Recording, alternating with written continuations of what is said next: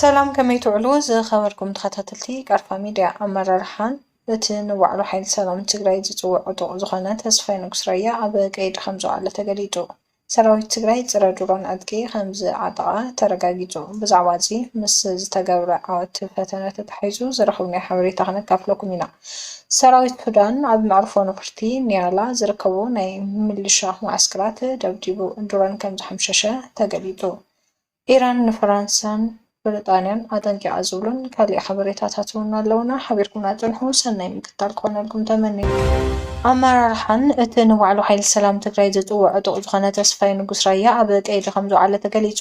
ኣመራርሓን ሓይሊ ሰላም ትግራይ ተስፋይ ንጉስ ራያ ኣብ ትሕቲ ቀይዲ ከም ዝዋዕለ ዝሓበሩ ጸብጻባት ብተደጋጋሚ ክወፁ ኢሎም። ብዝተረኸበ ሓበሬታ መሰረት ተስፋይ ንጉስ ብመንን ንምንታይ ዒላማን ከም ዝተኣሰረ ዝተረጋገፀ ወግዓዊ መግለፂ ኣይወፀን። ብተወሳኺ እቲ ሓላፊ ጉዳያት ርክብ ሓይልታት ሰላም ትግራይ ተታሒዙ ዝርከበሉ ቦታ እውን ኣይተፈልጠን። ገለ ምንጭታት ከም ዝሓበርዎ ተስፋይ ብትእዛዝ ጀነራል ጻድቃን ከም ዝተኣሰረ ዝውፅኡ ሓበሬታታት ይገልጹ። እዚ ኩነታትን ቤተሰቡን ንፈተውቱን ዘሸዓለ ኮይኑ ዝምልከቶም ኣካላት መንግስቲ ወይ ሓይልታት ፀጥታ ብዛዕባ እቲ ጉዳይ ዝህብዎ መብርሂ ይፅበዩ ኣለዉ። ሰራዊት ትግራይ ፀረ ጁናን ዕጥቂ ከም ዝዓጠቐ ተረጋጊጹ። ኣብ መንጎ መንግስቲ ኢትዮጵያን ትግራይን ዘሎ ወጥሪ ተጋዲዱ ናብ ኩናት ከየምርሕ ስጋኣት ፈጢሩ ይርከብ። ብፍላይ ሕወሓት ውዕል ፕሪቶርያ ብኣብይ ተጣሒሱ እዩ ብዝብል ምክንያት ፈሪሱ ዝፀንሐ መንግስቲ ትግራይ ዳግም ክጣየሽ ብምግባሩ ናይ ውግእ ጀት ክልተ ግዜ ኣብ ሰማይ መቐለ ክትዘውር ተረኣያ። በዚ ድማ ህዝቢ ክረዕድን ስለ ልቦናዊ ህሰያ ኣብ ነበርቲ ክፍጠር ብመንግስቲ ፌደራል ክትግበር ተረኣዩ። ሕዚ ሰራዊት ትግራይ ስጋኣት ንምቕናስ ድዩ ወይስ ኩናት ንምኽፋት ፅረ ድሮን ከም ዝተዓጠቐ ተረጋጊጹ ኣሎ። ከምቲ ዝፍለጥ ዝሓለፈ ቀዳም መንገዲ ኣየር ኢትዮጵያ ብሰንኪ ቴክኒካዊ ፀገም ካብ ኣዲስ ኣበባ ናብ መቐለ ክጓዓዝ ዝነበረ ነፋሪት መንገዲ ኣየር ኢትዮጵያ ኣብ መዕርፎ ነፈርቲ ኣሉላ ኣባ ነጋ ብዘጋጠመ ናይ መራኸቢ መሳርሒ ብልሽት ምክንያት ናብ ኣዲስ ኣበባ ተመሊሱ ንክዓርፍ ከም ዝተገደደ ተሓቢሩ ነይሩ። እታ ነፋሪት ንጎሆ ሰዓት 12:15 ካብ ኣዲስ ኣበባ ተወጊሱ ሰዓት 1:50 መቐለ ክበፅሕ መደብ ዝነበሮ እኳ እንተኾነ ሰዓት 2:45 ኣቢሉ ናብ ኣዲስ ኣበባ ክዓርፍ ተገይሩ እዩ። እቲ ፓይለት ኣብራሪ ኣብ መዕርፎ ነፈርቲ መቐለ ዘለዉ መሳርሕታት ብልሽት ስለ ዘጋጠሞም ይምለሱ ከም ዘለዉ ንተጓዓዝቲ ገሊጹ ኣሎም። ተጓዓዝቲ ናብ ኣዲስ ኣበባ ምስ ተመለሱ ንሰዓታት ካብቲ ነፋሪት ከይወረዱ ብምምሖም ዓብዪ ድንጋፀን ስጋኣትን ፈጢሩሎም እዩ። ይኹን እምበር እቲ ዘጋጠመ ብዘጋጠመ ቴክኒካዊ ፀገም ዘይኮነ ሰራዊት ትግራይ ዝተዓጠቐ ዕጥቂ ፅረ ድሮን ክፍትን ብምኽኣሉ ዝተፈጠረ ከም ዝኾነ ምፍላጥ ተኻኢሉ። እዚ ድማ ምስ ጂፒኤስ ዝተተሓዘ ምዃኑ ተሓቢሩ። ብኻልእ ኣበሃህላ እቲ ጂፒኤስ ከይሰርሕ ዝገብር ፅረ ድሮን ፈተነ ከም ዝተኻየደ ይሕበር። ጂፒኤስ ማለት ኣብ ዝኾነ ግዜን ቦታን ዘለናሉ ንምፍላጥ ዘገልግል ናይ ሳትላይት ስርዓት እዩ። እዚ ቴክኖሎጂ እዚ ምስ ነፈርቲ ዘለዎ ርክብ ድማ ኣዝዩ ወሳኒ እዩ። ነፈርቲ ብዘይ ጂፒኤስ ክንቀሳቐስ ኣዝዩ ከቢድ እዩ። እቶም ቀንዲ ምስ ነፋሪት ዘለዎ ርክባት ሓንቲ ነፋሪት ካብ መበገሲኣ ክሳብ መዕረፊኣ ዘሎ መስመር ብልክዕ ንክትከታተል ይኽእላ። ኣብ ማእኸል ባሕሪ ወይ ደበና ኣብ ዘለዎ እዋን መንገዲ ንከይጠፍእ ጂፒኤስ ቀንዲ መምርሒ እዩ። ነፋሪት ካብ መሬት ክንደይ ከም ዝለዓለት ብልክዕ ንክትፍለጥ ይሕግዝ። እዚ ድማ ምስ ካልኦት ነፈርቲ ከይጋጭዋ ይሕግዝ። ነፋሪት ምስ ነፋስ ተደሚሩ ዘለዋ ናይ ሓቂ ፍጥነት ንምፍላጥ የገልግል። ዘመናዊ ነፈርቲ ኣብ ግዜ ጸልማት ወይ ሕማቕ ኩነታት ኣየር ብሓገዝ ጂፒኤስ ናብቲ መዕረፊ ጎደና ብመልክዕ ንክዓርፋ ይጥቀማሉ። ኣብ መሬት ዘለዉ ተቆፃፀርቲ ትራፊክ ኣየር እታ ነፋሪት ኣበይ ከም ዘላ ንክከታተሉ ይሕግዞም። ብሓፂሩ ጂፒኤስ ንሓንቲ ነፋሪት ከም ዓይኒ ኮይኑ እዩ ዘገልግላ። ብዘይ ንሱ ምብራርን ብሰላም ምዕራፍን ኣዝዩ ሓደገኛ ይኾን ማለት እዩ። ብመሰረት እዚ ሰራዊት ትግራይ ዓወት ፈተነ ከም ዘካየደ ዝረኸብናዮ ሓበሬታ የረጋግፅ። እቲ ፅረ ድሮን ሓደ ኣብ ማእገር ክትሽከሞ እትኽእልን ኮይኑ ድሮን ኣብ እትንቀሳቐሰሉ እዋን ርክባ ክቋረፅ ዝገብር ኮይኑ ካብዚ ሓሊፉ ዒላማ ከይትወቅዕን ኣብ ባይታ ዘሎ ኩነታት ከይትፈልጥን ዝርብሻ ዝሓሸ ቴክኖሎጂ ምዃኑ ተሓቢሩ ኣሎ። እዚ ድማ ምስ ጂፒኤስ ዝተተሓሓዘ ከባቢ ኣየር ብምርባሽ ኣየር እውን ርክባታ ከቋረፅ ዝገብር ምዃኑ ተሓቢሩ። እዚ መሳርሒ ኣብ ከተማ መቐለ ተተኺሉ ፈተነ ብቐዳም ተኻይዱ ውፅኢታዊ ከም ዝኾነ ኣብ ካልኦት ከባቢታት ትግራይ እውን ከም ዝተተኸለን ንምፍላጥ ተኻኢሉ። እቲ መሳርሒ ካራሳኻ ዝበሃል ኮይኑ ኢትዮጵያ ካብ ሩስያ ዝረኸበቶ ከም ዘለዎ ሕዚ ድማ ትግራይ ከም ዝወነነቶ ተረጋጊጹ ኣሎ። እቲ ካልእ ስፑፈርስ ዝበሃል ኮይኑ እዚ ናይ ሓሶት ሲግናል ብምልጋእ ዘደናግር መሳርሒ እዩ። እዚ እውን ኣብ ኢድ ሰራዊት ትግራይ ከም ዝኣተወ ይሕበር። ሰራዊት ሱዳን ኣብ መዕርፎ ነፈርቲ ኒያላ ዝርከቡ ናይ ሚሊሻ ማዓስከራት ደብዲቡ ዱራን ከም ዝሓምሸሸ ተገሊጹ። ምንጭታት ሱዳን ኤኮ ከም ዝሓበርዎ ተዋጋእቲ ነፈርቲ ሰራዊት ሱዳን ነቶም ሕቡራት ኢሚራት ዓረብ ዝደገፉ ሓይልታት ቀልጡፍ ደገፋ ውሽጢ መዕርፎ ነፈርቲ ኒያላ ዝጥቀምሎም ማእከላት እዚ ኢላማ ዝገበረ ደብዳብ ኣካይደን። ብተወሳኺ ኣብቲ ቦታ ዝርከቡ ናይ ኣጽዋርን ተተኮስትን መኻዝናት መጥቃዕቲ ከም ዝበጽሖም ተገሊጹ።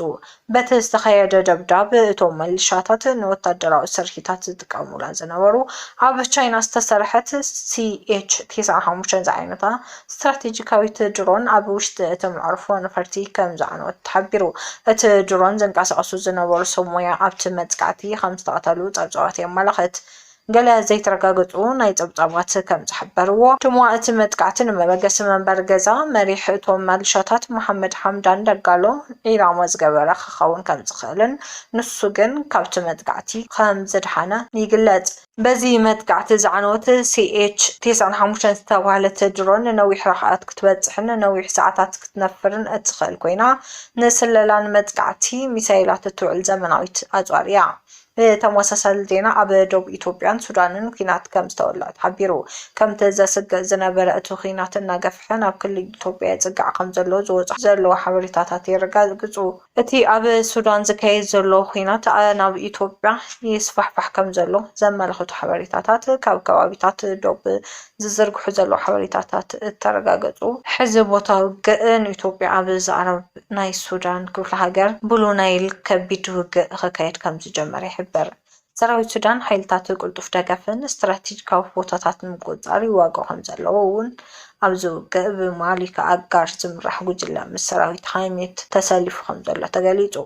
ብተወሳኺ ሓይልታት ቅልጡፍ ደገፍ ብወገን ኣሶሳ ደገፍ ይረኽቡ ከም ዘለዉ ናይ ሱዳን ምንጭታት ሓቢሮም። ከምቲ ዝፍለጥ ሚኒስተር ወጻኢ ጉዳይ ኢትዮጵያ ኣብ ዝሓለፈ ሰሙን ኣብ ዘውፅኦ መግለጺ ወታደራት ሕወሓት ብወገን ምዕራብ ኢትዮጵያ ምስ ሰራዊት አልቡርሃን ሰራዊት ሱዳን ተሰሊፎም ይዋግኡ ክብል ከሲሱ ነይሩ። ሕወሓት ብወገን ነዚ ካብ 4 ኪሎ መንግስቲ ኢትዮጵያ ዘቕረበሉ ክሲ መሰረት ዘይብሉ እዩ በማል ውድቅ ገይርዎ እዩ።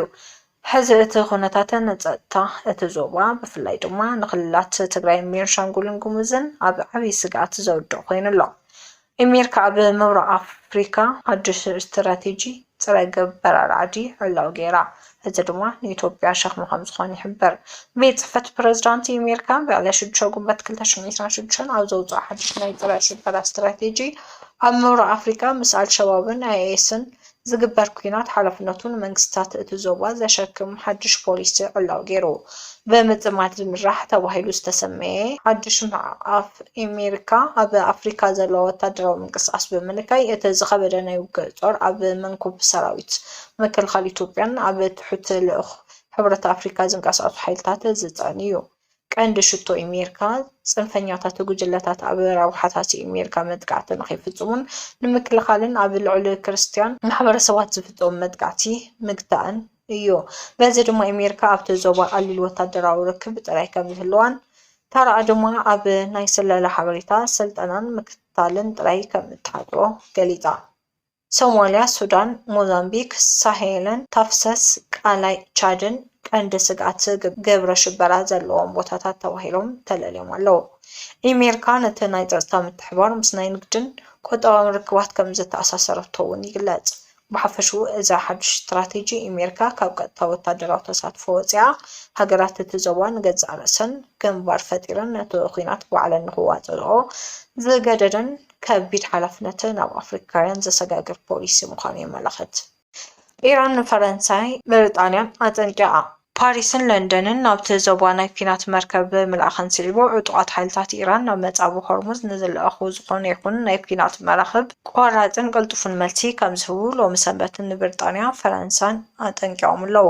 ከም ምክትል ሚኒስትር ወጻኢ ጉዳይ ኢራን ካዛም ጋርባቪድ ኣብ ኤክስ ከም ዝገለጽዎ ብግዜ ኩናት ይኹን ብግዜ ሰላም ኣብዚ መጻብዎ ጸጥታ ክህወሓስ ዝኽእል ሪፐብሊክ እስላማዊ ኢራን ጥራይ ምዃኑ ከነዘኻኽሮም ንፈቱ። ኣብዚ ጉዳይ ዝኾነ ሃገር ኢዱን ክኣቱ ኣይንፈቅድን ኢሎም። ከምቲ ዝፍለጥ ብሪጣንያ ፈረንሳን ንፀጥታ መጻዊ ሆርሙዝ ዝሕሉ ዓለም ለኻዊ ጥምረት ምፍጣር ጻዕርታት እናመርሓ ይርከባ። ይኹን እምበር እዚ ዝኸውን ኣብ መንጎ ኣሜሪካን ኢራንን ናይ ሰላም ስምምዕ ምስ ተረጋገፀ ጥራሕ ምዃኑ ተገሊጹ። ሕዚ እቲ መጠንቀቕታ ዝመጽእ ዘሎ ኣብቲ ዞባ ዘሎ ወታደራዊ ወጥሪ ናብ ዝለዓለ ደረጃ ደይቡ ኣብ ዘለወሉ እዋን እዩ። ዝኸበርኩም ተኸታተልቲ ቀርፋ ሚድያ ሓበሬታና ነዚኦም ይመስሉ ነይሮም። ሓቢርኩምና ስለ ዝፀናሕኩም ነመስግን። ናብ ካልኦት ንኽባፃሕ ሳብስክራይብ ሼር ምግባር ኣይትረስዑ ኢኹም። ሰላም